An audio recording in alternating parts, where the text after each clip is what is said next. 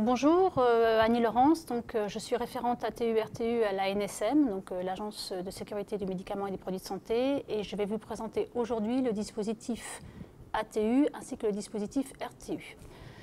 Donc ATU, c'est un acronyme pour autorisation temporaire d'utilisation. C'est un dispositif qui est inscrit dans le Code de la santé publique depuis 1994, qui permet l'utilisation exceptionnelle de médicaments qui ne sont pas autorisés en France. Donc soit ils ne disposent pas d'autorisation de mise sur le marché, donc d'AMM, soit l'indication n'est pas couverte par l'AMM. Donc ces ATU sont soumises à une autorisation préalable par l'ANSM. Et elle permet le traitement, la prévention ou le diagnostic de maladies graves ou rares lorsqu'il existe un besoin thérapeutique qui n'est pas couvert. C'est-à-dire que les patients sont en impasse thérapeutique lorsqu'il y a un traitement préexistant. Pour autoriser des ATU, l'agence doit disposer de données d'efficacité sécurité fortement présumées et le traitement ne peut être différé. Donc l'objectif des ATU est un objectif d'accès précoce. En aucun cas, ce n'est un objectif d'essai clinique, donc les ATU ne se substituent pas aux essais cliniques. Et on verra par la suite qu'on aura deux types d'ATU, les ATU nominatives et les ATU de cohorte. Donc les ATU nominatives, elles sont faites à la demande de prescripteurs via une pharmacie à usage intérieur qu'on appelle PUI pour un patient nommément désigné qui ne peut rentrer dans un essai clinique. Pour être recevable, un médicament en ATU nominative doit faire l'objet soit d'une AMM ou d'une ATU de cohorte, soit le laboratoire s'engage à faire un tel dépôt d'AMM ou d'ATU de cohorte, soit le médicament fait l'objet d'un essai clinique en cours en France, soit le traitement relève d'une urgence vitale et le traitement ne peut pas être différé. En tout état de cause, les médicaments en ATU nominative ne concernent que des médicaments qui ne disposent pas d'autorisation de mise sur le marché. Alors il y a une dérogation possible à ces critères. En cas d'arrêt de commercialisation, on peut être amené à remettre le médicament dans le dispositif ATU pour des indications différentes de celles de l'AMM. Donc les ATU nominatives sont octroyées pour plusieurs jours, plusieurs mois. Donc en général, elles correspondent à la durée du traitement. Elles sont renouvelables en fonction des données d'efficacité et de tolérance observées chez le patient. Elles s'accompagnent d'une information du patient par le prescripteur, donc notée dans le dossier médical patient. Et elles peuvent, dans certains cas, s'accompagner d'un protocole d'utilisation thérapeutique. Donc ce protocole d'utilisation thérapeutique permettra la collecte de données d'efficacité et de sécurité, donc le reflet des conditions de vie réelles du médicament. Elles sont prises en charge par ailleurs à 100%. Depuis l'année dernière, depuis 2019, l'agence a mis en place une plateforme de téléservice pour le traitement des demandes d'ATU nominatives. Donc cette plateforme s'appelle e-Saturn et toutes les demandes doivent passer par cette plateforme. Ces demandes se font en lien avec un référentiel, donc publié depuis septembre 2018 sur le site internet de l'ANSM. Donc c'est une nouvelle modalité de traitement des demandes. Dans un but de simplification, ce référentiel liste les médicaments disponibles en ATU nominative avec des critères d'octroi.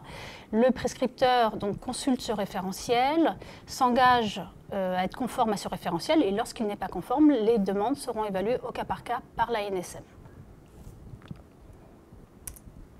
Les ATU de cohorte, donc là on parle dans la deuxième type d'ATU, donc elles sont faites à la demande de laboratoires qui ont un projet de dépôt d'AMM dans l'année qui suit l'octroi de la ATU de cohorte.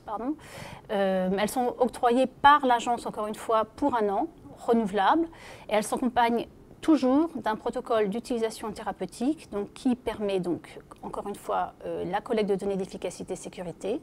Sur la base de ces données, les laboratoires feront des rapports et des résumés qui seront publiés sur le site internet. Donc une connaissance de tous sur les conditions d'utilisation du produit en vie réelle.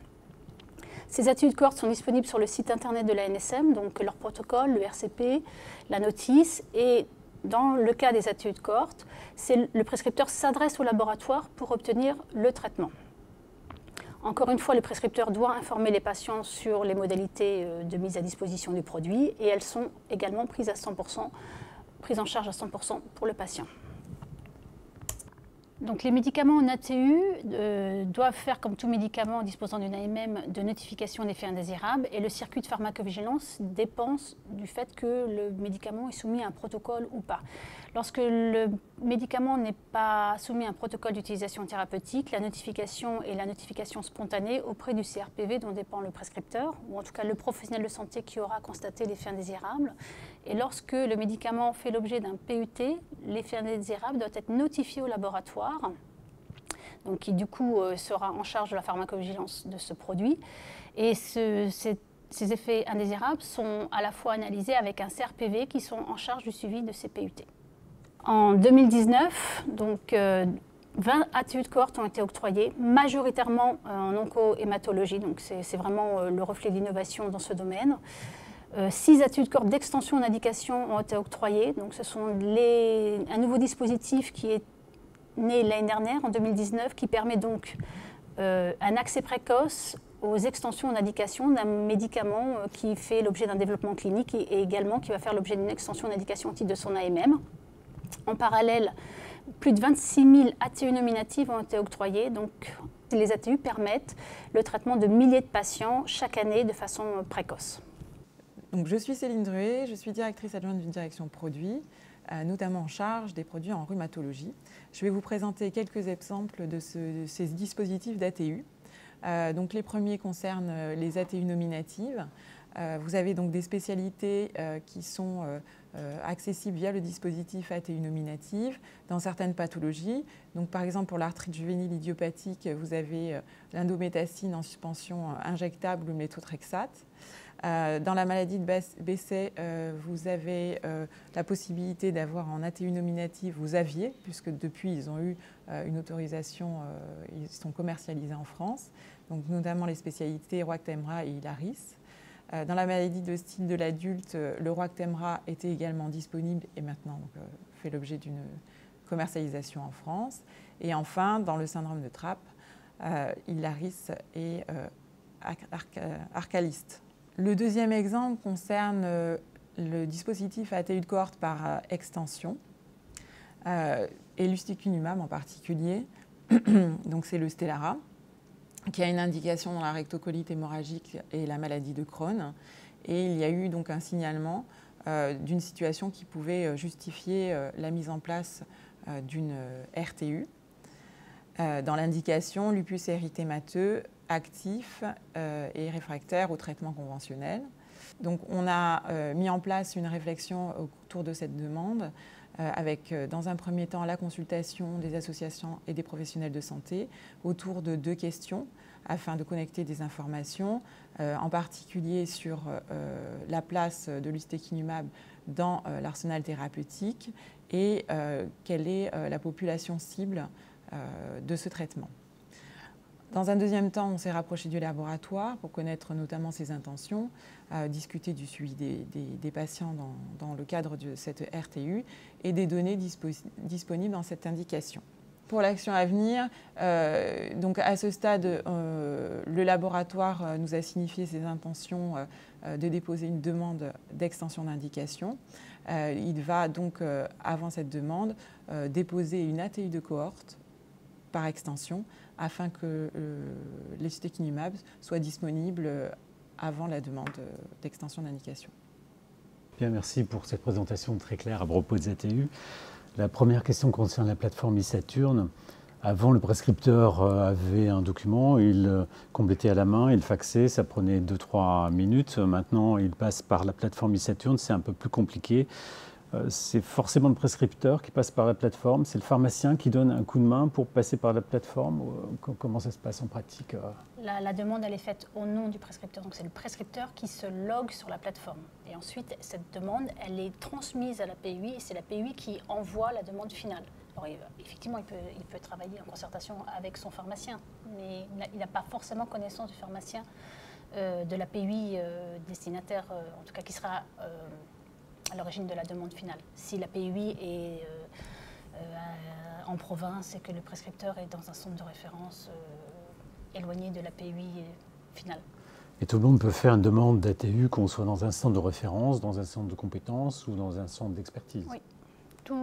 Alors, après, certaines ATU sont soumises à des conditions de prescription de délivrance, donc à certaines spécialités, mais n'importe quel médecin hospitalier peut faire l'objet de demandes d'ATU. Oui. On passe par la plateforme e-Saturne, que ce soit une première demande ou un renouvellement? Oui. Les deux. Ma deuxième question concerne le protocole d'utilisation thérapeutique. Donc c'est une option, si j'ai bien compris. Toutes les ATU de cohorte ou nominative ne sont pas associées à un protocole d'utilisation thérapeutique.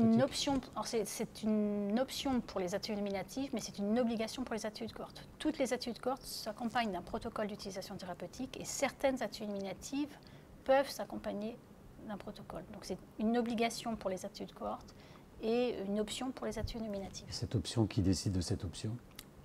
Donc c'est nous, en concertation avec les laboratoires, selon le niveau de connaissance du produit, selon le niveau de tolérance du produit, enfin voilà, plusieurs critères. Ce protocole donc vise à recueillir les effets indésirables, mais pas l'efficacité? Non, pas les effets indésirables. Il collecte à la fois des données d'efficacité. Alors effectivement, l'idée c'est d'encadrer la prescription et le suivi, mais c'est aussi on peut recueillir des données d'efficacité. On peut, donc c'est fortement suggéré. Oui. Très bien. Sauf d'autant qu'aujourd'hui on est dans une logique de collecte de données en vie réelle. Donc ces données d'efficacité sont de plus en plus demandées. Et là peut-être les filières peuvent intervenir pour tenter de recueillir le maximum de données d'efficacité? Alors aujourd'hui, les filières, elles ne sont pas toujours associées à la rédaction des protocoles, mais je pense qu'au cas par cas, les tutelles, enfin en tout cas l'agence peut demander l'avis d'une filière sur tel ou tel critère. Très bien, merci beaucoup.